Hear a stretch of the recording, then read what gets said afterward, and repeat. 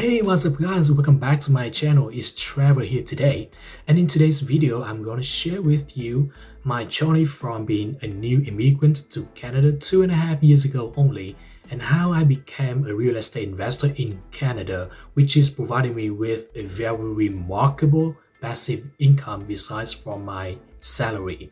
And at the end of the video, I will also be sharing the 5 tips that I think millennials like me should do so their journey to become the real estate investor will get a little bit easier. And before we do that, please do me a small favor, hit that subscribe button and the like button because that will help my channel a lot. And if you have done that already, let's get into it. My family and we first moved to Canada in August 2018, and let's take a quick look at what we did have and what we did not have when we first came to Canada. So let's talk about what I did not have first. The very first thing I did not have I did not have any Canadian education. The second thing I did not have any Canadian working experience. And the third thing is I did not have any relatives, any friends, and any connections in Canada. So those 3 things combined together, they created a very big disadvantage for me to get the first job in Canada. And the fourth thing I did not have, I did not have a home, I did not have a job at all. Let's take a look at what I had when I first came to Canada. The first thing I did have, it was the education or the knowledge, because I got the 4-year bachelor degree back in my hometown in Vietnam, focused on business administration. And then I also had the master degree focused on finance, where I got from London in the UK. Second of all, I also have some working experience. Why I did say that? Because before moving to Canada, I also worked as operations manager back in Vietnam for roughly 5 years. And with that being said, I believe that I have some working experience. Not necessarily be the main thing that set me aside, but it may help me to move up on the top of the list of any hiring agent, and I may have a job. Third of all, I did have some savings, and the money that I saved during the time I worked as operations manager back in Vietnam, it helped me to survive. And then I also used those money as the down payment for the properties that I bought, which I will tell you a little bit more later in the video. And the last thing that I want to talk about, which is the fourth thing that I had, it was my family. So my family, my wife, my 1.5-year-old daughter, they has always been the encouragement for me to survive, to move up, and to be successful. Whenever I fell down, I looked at them and they always cheer me up.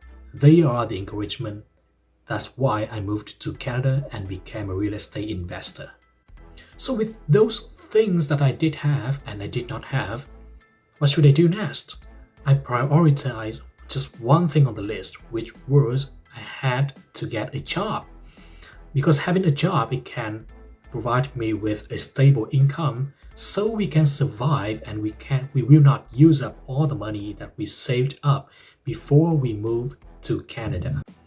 So although I worked as an operations manager back in my hometown in Vietnam for 5 years, I totally got it, and I set it in my mind that I had to start all over again when I moved to Canada, because the employers here in Canada, they don't really recommend or they don't prefer the international working experience, but they really need someone with Canadian working experience and Canadian education, so they can start the job right away instead of hiring somebody else internationally, and then they will have to train that one again. So with that in mind, I kept sending out the resumes and hoping to get a job as soon as I can, because we decided that we cannot just use up all the money we saved. And luckily, I got the very first job offer in Canada just a couple of days after settling down in Canada. And that job, it was a car technician. So working as a car technician, it was really interesting actually. It was physical, demanding, and it gave me some more experience. And most important thing is, it provided me with a stable income. So we survived for the first 3 months. And then after that 3 months working as a car technician, I got the very first impressive job offer from one of the biggest bank in Canada. And then I decided to move on and accept that offer, and I became a lending specialist at one of the biggest bank in Canada. And then after working as a lending specialist for more than a year, another opportunity came up and I decided to move on with that opportunity. And then right now I'm working as a marketing specialist at a finance company, which widened my knowledge, widened my connections, helped me with a better salary, and that was the foundation for me to become the real estate investor. So moving to Canada, it really widened my knowledge because I did researches most of the time when I have spare time, and I totally understand that the real estate investment is a very good way to create passive income and to build my wealth. So after doing researches all the time, I decided to talk to the banks to know how they work around the mortgages and how to buy properties. So after talking to the banks, I realized that I got good credit score, I got stable income, and I got some funds which came from my savings. So I decided to get a pre-approval and moved on with making an offer on the very first property. The very first property I bought, it was at the price of $390,000, although it was worth around $420,000 at that time. So it was a very good investment property already because it was under market value.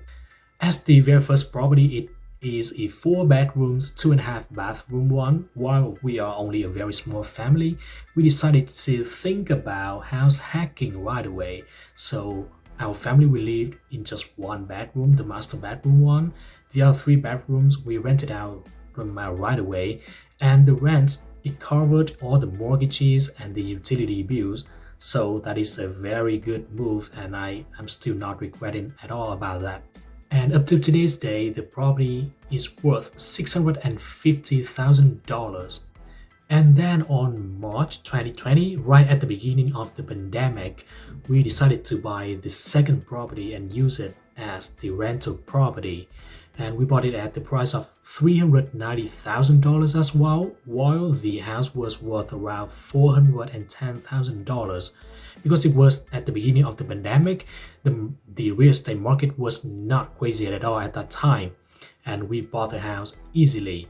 The second property, it was a 3 bedrooms, 1.5 bathroom, but then we decided to do some renovations and we turned it into a 5 bedrooms, 2.5 bathroom, so we can rent it out easily, and then the cash flow came from there. And up to today's day, the house is worth $560,000.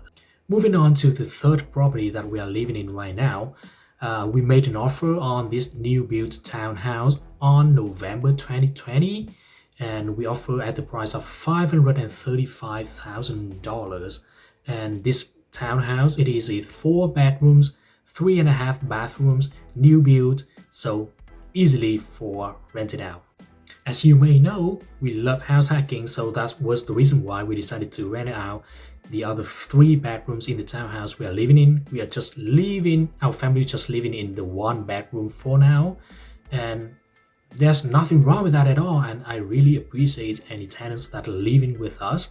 They are very professional, and for sure that the rent of the rooms, they covered the mortgage and the utilities again. And up to today's day, which is May 2021, the third property is worth more than $680,000. So I can say that all 3 properties that I'm owning right now, they are all providing me with some cash flows, and with those cash flows, they are really helping me to build my portfolio, to scale up, and then to build my wealth. You all may wonder, where did I get all those money to put as the down payment for the properties? It's not that too difficult. So in real estate investment, we do have the BR. The first B is buy. The second R, it is rehab or renovation. Third R is rent. Fourth R is refinance. and the fifth R is rebate. So by doing so, we can take out the money or the equity in the house and use as a down payment for the next property. That was exactly what I did for the second, the third properties, and for sure that in the future I will still do so. Just a heads up, I will do another video to do a breakdown on details how the properties are working, the money, the cash flow, the mortgages, the cost, and how did I end up with 3 properties so far, and what is my goal for the next properties. So stay tuned. Moving on to the 5 tips that I think they may help you to become a real estate investor easier instead of struggling with the journey. The very first one is always the best principle that I always try to follow, which is always try to save the money. Don't waste your money on things that are not necessary. For example, don't waste your money to lease a car, to lease a beautiful car, or just to buy a new model car. I myself, when I moved to Canada, I just bought a $3,000 used Honda car, and I used it until it was totally broken. I couldn't use it anymore. I sold it at $2,000, and then I bought another SUV, which was a used Honda CR-V, and I use it up to today's day. There's nothing wrong with that, and it was perfectly fit for my family. The second thing is always do your researches, because doing researches in your spare time, whenever you have some free time, it always helps you to widen your knowledge, get to know some more details, how to do things. Although these kind of videos I'm making, they are trying to help you somehow, but for sure that for each state, each province, or each country, that we have their own kind of rules and eligibility requirements to get the mortgage, to buy property, or how the real estate market works. So make sure you always do your researches before you move into the real estate investment. The third tip is to get a job. A job will always provide you with a stable income instead of having no income to survive and then to buy the property. And I highly recommend to get a job instead of working something by yourself to start. The reason why was if you are self-employed, one, the banks in Canada and in Ontario specifically, they always ask us to provide them with the most 2 recent years NOA, which is the Notice of Assessment. Instead of doing that way, getting a job past your probations after 3 months only, you can prove to the banks that you are having a stable income, and pop, there you go, you can qualify for mortgage. The fourth tip is always try to widen your connection. Try to make friends with someone who have the same kind of interest like you. I myself always try to make friends with the realtors, the mortgage brokers, and the real estate investors. Why? Because being surrounded or covered by those kind of people, you will always have the opportunity to know what they're thinking, what was their strategies to move on into the real estate investment, and those are free if you just try to make friends with them. And the last tip, the fifth tip that I want to talk about is try to be ambitious and be focused, because there are a lot of options to do investment. You can do investment in real estate, you can do investment in stocks, you can do investment in cryptocurrencies, a lot of options, but I always want to be focused on just one option for now, because we and you, we may not have enough money to take a look into many or several options for now. So I myself, I try to focus on just one option, which was the real estate investment, because I think the real estate investment is the safe way to invest, and the cash flow and the return is really good. I will make another video, as I mentioned previously, to do a breakdown details of how the money works in a real estate investment, so stay tuned for that. And this is the end of the video. So if you think this video is interesting and useful or helpful for you, please do me a favor, drop a comment below to say how do you think, and if you have any questions, I will always be willing to answer the questions every question I got in the comments section.